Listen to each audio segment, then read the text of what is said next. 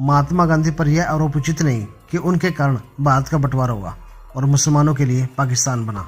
आइए इस सत्य की तह तक पहुंचते हैं।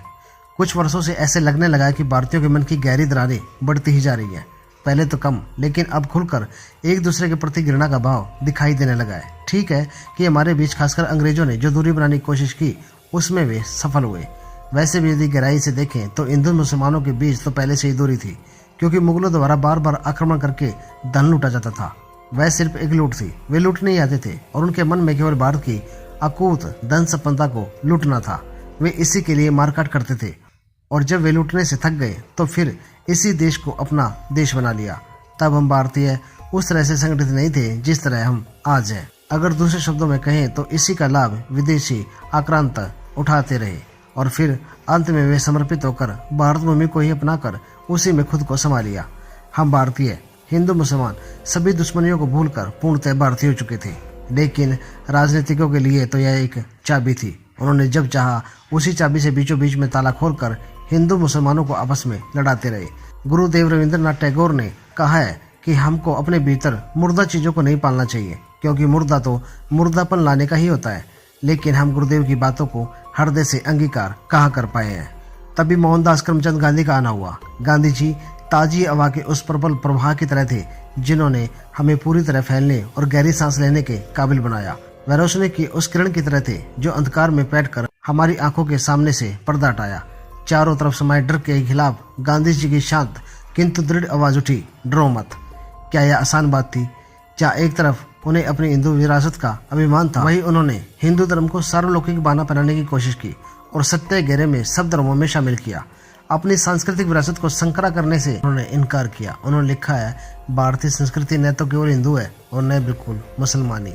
आगे वे कहते हैं, मैं चाहता हूँ मेरे घर में सब देशों की संस्कृति ज्यादा से ज्यादा आजादी के साथ फैले, लेकिन उनमें से कोई भी मुझे बाहर ले जाए यह मैं नहीं चाहूंगा। दूसरे लोगों के मकानों में भिखारी या गुलाम या अनचाहा आदमी की तरह रहने को मैं तैयार नहीं हूँ। पर दुर्भाग्य है हमारा, आज हम हिंदुस्तानी उनके विरोध में कहते हैं कि गांधी नेहरू के कारण ही देश का बंटवारा हुआ। मुसलमानों ने स्वतंत्रता प्राप्ति के लिए कितना योगदान दिया, उसका उदाहरण वर्ष 1930 के दूसरे सविनय अवज्ञा आंदोलन के सिलसिले में देखा जा सकता है। जिन लोगों को जेल भेजा गया उनमें कम से कम 10,000 मुसलमान थे। किस प्रकार यह सोच सकते हैं कि अब हम हिंदू राष्ट्र भारतवर्ष को बनाएंगे? यह राजनीतिकों द्वारा जनता को गुमराह करने का एक नारा है। और प्रश्न यह भी है कि आखिर हिंदू राष्ट्र क्यों भारतीय संविधान जिन विद्वानों द्वारा तैयार किया गया, क्या आज के राजनीतिज्ञ उनसे अधिक दूरदर्शी हैं, जो आज इस नारे से देश की जनता को प्रलोभन देकर अपना वोट बैंक बनाना चाहते हैं? उन्होंने आजादी के दीवाने उन मुसलमानों के लिए क्या सोचा जिनका नाम इंडिया गेट दिल्ली और गेटवे ऑफ इंडिया मुंबई के ऊपर लिखा हुआ है? क्या ऐतिहासिक उन निशानों को गिराकर उन मुसलमान शहीदों के नाम मिटा दिए जाएंगे? वैसे हिंदू विचारकों का मानना है कि लगभग 1000 वर्ष की मुगलों की गुलामी से पहले भारतवर्ष हिंदू राष्ट्र था। लेकिन क्या आज के परिवेश में असंभव है कि भारत फिर से 1000 वर्ष पीछे की स्थिति में जाकर हिंदू राष्ट्र बनाए? यह कैसे संभव हो सकता है? क्या हम भारत में रहने वाले 20 करोड़ मुसलमानों को देश से बाहर फेंक देंगे या उन्हें समुद्र में डुबो देंगे? क्या देश के पुनर्निर्माण में उनके योगदान को इतिहास से मिटा देंगे? क्या सारे जहां से अच्छा हिंदुस्तान का नारा देने वाले अल्लामा इकबाल, भारत छोड़ो का नारा देने वाले यूसुफ मेहर अली, जय हिंद का नारा देने वाले आबिद हसन सफरानी के नाम को इतिहास से मिटा देंगे? कई प्रश्न हैं जिन्हें समझने के लिए हमें उनसे तर्क करने की जरूरत है। यदि ऐसे तथाकथित हिंदू राष्ट्रवादियों का मुंह बंद नहीं किया गया तो फिर हमें गृह युद्ध के लिए तैयार हो जाना चाहिए। लेकिन हाँ, देश अब समझ चुका है कि यह अब और अधिक दिन नहीं चलेगा। लोग समझने लगे कि बेरोजगारी से, गरीबी से, भुखमरी से मंदिर बनाने के कारण छुटकारा नहीं मिलेगा, युवाओं को रोजगार नहीं मिल जाएगा। इसलिए हिंदू राष्ट्र का सपन दिखाना केवल मतदाताओं को गुमराह करने का एक जुमला ही है और कुछ नहीं। पता नहीं क्यों हमारे राजनीतिज्ञ पुनर्स्थापना से इतने विचलित रहते हैं। विश्व के कई देश तो इसी से बने हैं। आज विश्व का सबसे विकसित और संपन्न देश अमेरिका पूरी तरह से पुनर्स्थापितों का ही देश है। भारत में यदि किसी रूप में मुसलमान आए तो हम उन्हें अपने में क्यों नहीं समा पाए? यह बड़ा जटिल प्रश्न है। सच तो यह है कि समाज के हिंदू मुसलमान किसी के मन में यह विचार नहीं आता।